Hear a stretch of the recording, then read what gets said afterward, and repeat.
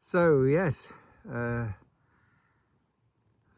found one night this week which is actually dry, and so I've had a quick pop out to Easington, take advantage of it. There could be some rain in the morning, but hopefully not before I've packed up and headed back.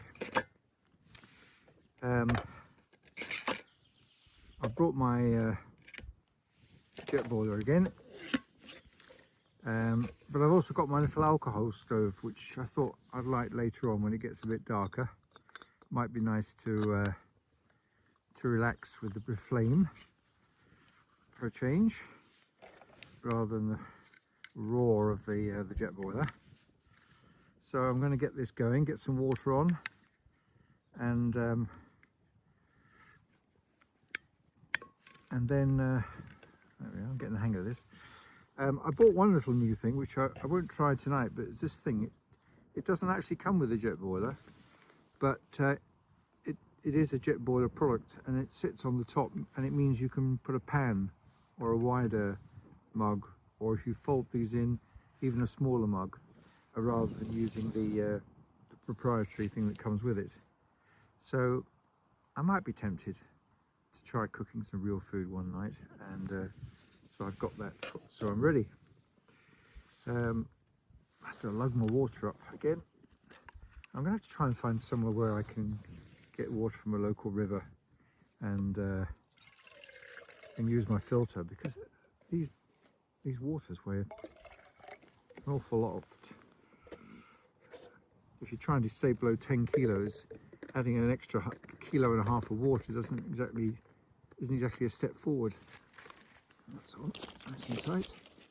Put that out of there. And oh, better take that off. It's not going to work very well. I hope you've been able to get out and do some wild camping yourself,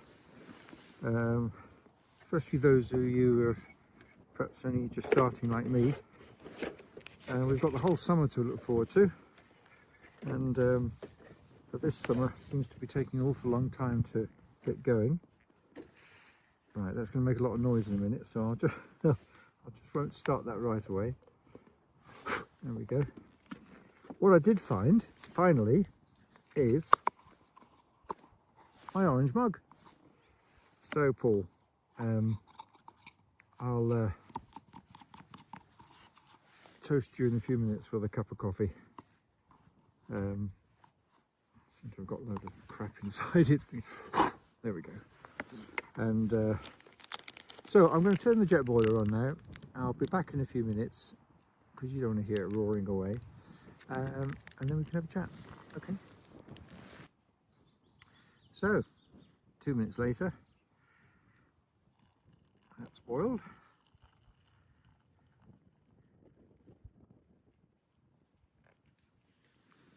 There we go. I need to dissolve. Got a spoon here somewhere.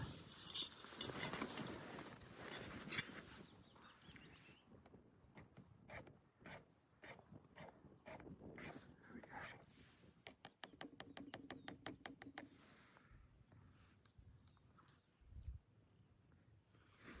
So I don't know whether you had any luck looking for this little table I showed you last time.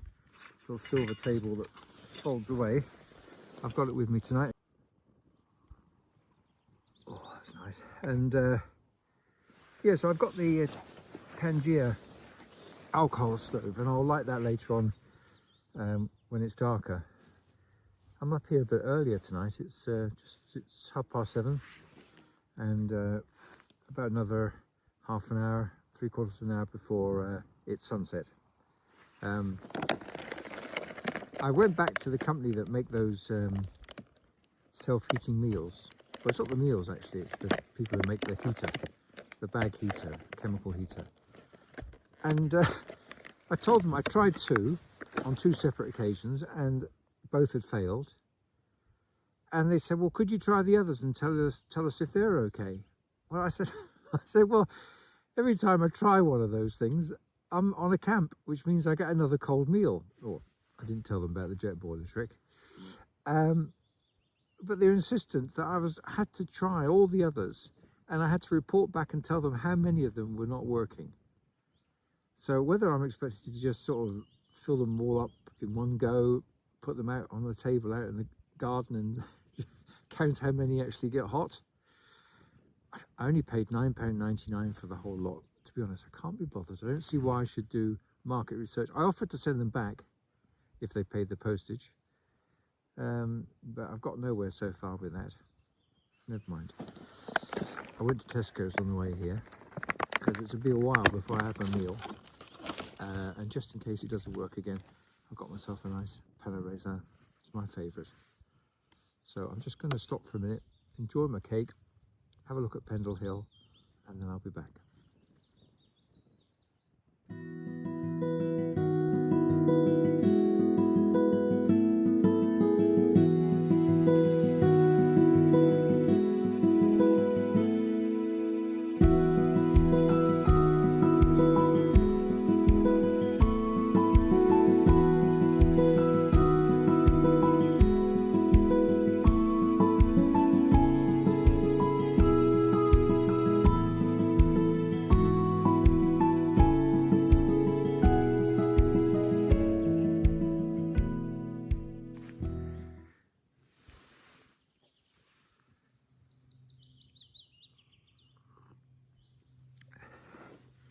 So, a couple of things I wanted to tell you, things I've learnt this week. One was I decided to get myself a smaller rucksack, a 40-litre rucksack, because I've reduced the amount of stuff I'm bringing with me, and I reckon I could manage, with less volume now. And one reason for doing that is that when you're walking to where you want to do your wild camping, it's a bit obvious if you've got a huge rucksack on your back that you're not just out for a brief stroll. People can tell from the size of your rucksack that you're clearly going for an overnight camp. And so that was part of the logic. Anyway, when it came, it was so much more comfortable than the Osprey Exos 55 Pro, which I'd been using before, the 55-litre one, which, to be honest, even with the maximum adjustment, used to hang off my bottom rather than sit on my hips. So I did something which I probably should have done before I got it, which was I got my wife to measure. There's a critical measurement between somewhere on your neck and your hips that you have a look on the website. It tells you how to, any website will tell you how to do that. To discover that instead of having large, extra large, I actually needed medium or even small medium. My height, 6'3", is obviously mainly in my legs, not in my back. And this is why the rucksack was hanging off me and not particularly comfortable. So I sold the rucksack. I put it on eBay this morning, just after breakfast, and I posted it this afternoon. It sold right away. I mean, one little trick on eBay is I always have a look at completed sold items. This is the filters.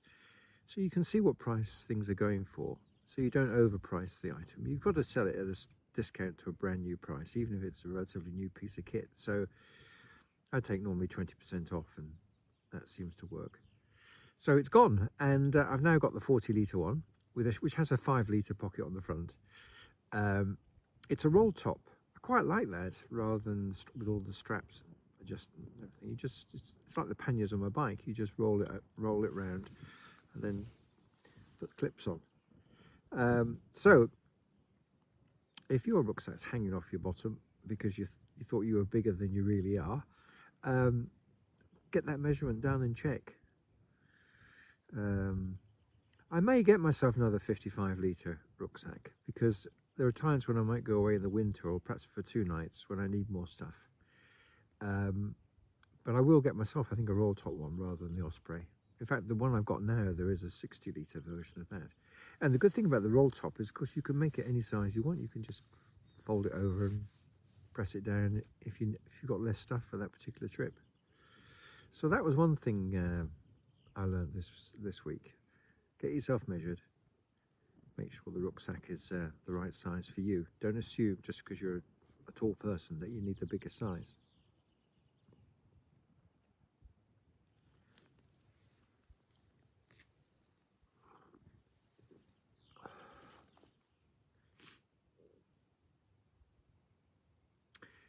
Now the other thing which I've looked into this week is, as you know, I've got that, in fact I've got it with me tonight, I've got the Terra Nova Zafiros Compact 1 tent, and I like it. I only just fit in it, but I do like it because it's got a small footprint which suits around here because there's not much grass, and being a smaller tent, I felt a bit warmer, and although the storage is a premium, I do actually fit in it myself. It is 220 centimeters, so I can get all my kit in, and with a bit of room at either end. But I was interested to know if there was any other tent in that sort of price bracket. I mean, I got paid 115 for it, but I think it's 200 new, or not new, originally. So I went on to Facebook, and there are groups on there, wild camping groups. You've probably found them already, like the one I talked about with Paul Messner the other day. And this one was called Wild Camping Wilderness. And I posted the question. I told them what tent I've got and said I was looking for something a bit longer, so either just so that I was well away from either end with my feet and my head, and also to give me a little bit more storage, but with a small footprint rather than going for a two-man tent or something like that. And I think in the course of today I had 44 replies, all of them helpful. I mean, some people have got some very, very expensive tents, and there's no doubt I could solve my problem by spending lots of money, but I don't want to do that. But someone mentioned one called the Alpkit Soloist XL. Now, it's not a side entry tent, which is my preference, because then you can kind of just lie in bed and see the view and everything. But it is really long.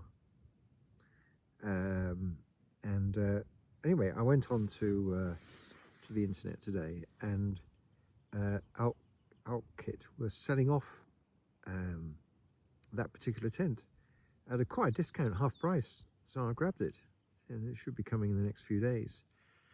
I'll let you know how I get on. But if you've got any recommendations, what I'm 6'3", right? So if you're with me in that sort of space, you know that most standard tents are a bit short. I mean, what they claim on the front page, if you like, is often not really the case because of the angle of the tent tapering, or they measure it at the very widest point. And I'm not a pole. I'm a person, and so I need that height to extend at least sort of a foot in either direction of the center line if I'm going to be able to lie comfortably and get all my kit in. So, any suggestions on small footprint, long tents for tall people? I'm not particularly bothered about sitting up in the tent. I think I'll always come and sit outside. And if it's going to be raining all day, I'm not going to go camping. That's not what it's about for me. If that's your thing, that's fine. I know a lot of people seem to go to the highest mountain in the Lake District they can, pitch their tent on some cliff edge, get no sleep, and spend the night talking about whether the tent's going to fall over or not. I mean, if that's what you want to do, it's a free country and you enjoy that. And I quite enjoy watching you do it, but I don't want to do it myself. I'm sorry. Right, well, let me just show you. The sun is on its way. Oh, I can never work out which way you do this now. There it is. There's the sun. It's just going down. I can still see it, but it's just sitting there behind me. And so in a few minutes I'm going to pitch my tent. I had quite a lot of anxiety when I first started about this thing about wild camping, and I had this vision of men roaming the hillside and telling wild campers to bugger off, you know, and sorry, I'll have to edit that out, won't I? Telling people to go away. And but you know, I mean, okay, if you go down to the camp on the shores of one of the popular lakes in the Lake District, where everyone can see you, your lights and everything else, then someone's going to come down and tell you to move on. But I think if you can find someone which is where you're out of line of sight of any buildings, and just walk for 15 minutes away from any footpath or track where other people may be coming. And I think if you pitch your tent late enough, after when the sun has just gone below the horizon, you've still got half an hour, 45 minutes of good light, and get up and leave early in the morning, which you probably will do anyway because the dawn chorus and the sun will get you up, then the chances of being moved on, I think, are pretty slim. Now, having said that, you know what's going to happen next. Some big hairy farmer's going to come around the corner and tell me to go away. But if not, I'll see you later and we'll catch up. But the purpose of this channel is for a novice wild camper to share the mistakes, the lessons learned. And I hope those of you who are in where I am on the learning curve, which is sort of fairly low down, find this helpful. And if you're a really experienced wild camper, then please comment on the video, give me some feedback, give me some extra tips, or just have a laugh at my expense. I don't mind. I'm sure you made all these mistakes when you first started. I think leaving it till I'm 71 to start wild camping is a little bit unusual, but I'm not going to go down without a fight. And I'm trying to think of some of the crazy things I might have done when I was a younger man, and I'm going to try start doing them now, or restart doing them now, just to fend off that feeling you get at my age sometimes that you're entering the last few chapters of the story. And I think I want to make them a nail-biting finish rather than the opposite of a nail-biting finish, whatever that is. So anyway, I'll catch you on later on when I've got my tent up and when I've had a bite to eat. Okay, speak later. So, got my tent up. I've got my little Tangier stove going so I can enjoy the flame. And I'm pleased to tell you my little heated, self-heated meal thing is working. Hooray! And it's just puffed up. Takes a couple of minutes. It's just puffed up and the steam shooting out the top now. So I think my all-day breakfast will be ready in 12 minutes as planned. I've got the little simmering ring on top of the Tangier stove, so the flame is not too big. Fire safety and all that sort of thing. But it is lovely to look at the flame, and makes you feel like you're sat by a campfire, which is. I forgot the whiskey. I knew there was something when I was packing. I was going to have a whiskey next time I had the Tangier out. So that's a little thing for next time. I've brought a few little creature comforts with me this time, in case things do get a bit chilly. I've got these to go on the outside of my socks, the self-heating pads. I've got one of those for each foot, and I've also got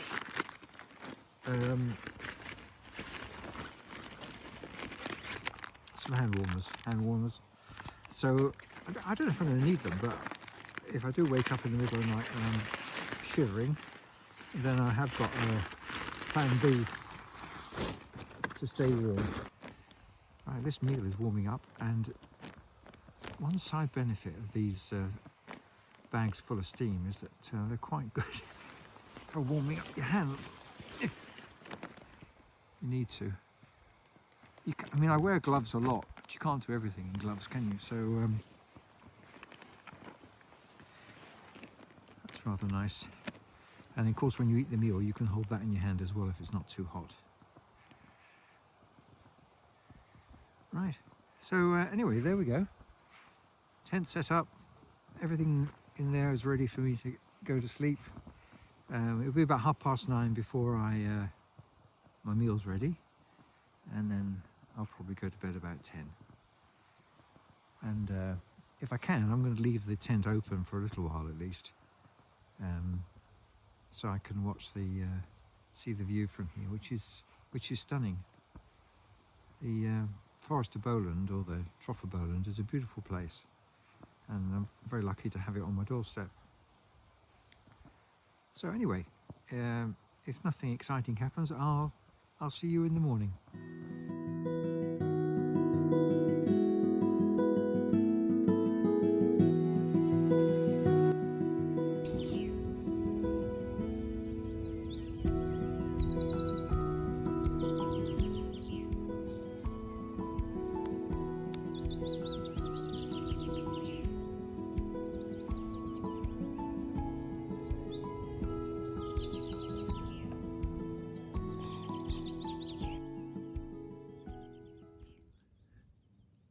Good morning.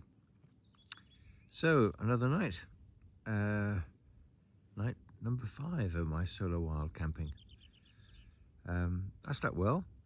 I woke up every 2 or 3 hours, just turned over, went back to sleep. Nice and warm. I'm not going to hang around this morning because there is a risk of rain later on, and I don't want to get everything's dry at the moment, so I want to get it packed away reasonably quickly. But anyway, thank you again for joining me, and next time we'll be off somewhere else, a new location, I think. I've had 3 stops here in a row, and while I find my feet, but next time I'm going to go somewhere a little different. So hopefully I'll see you then. Thanks for watching.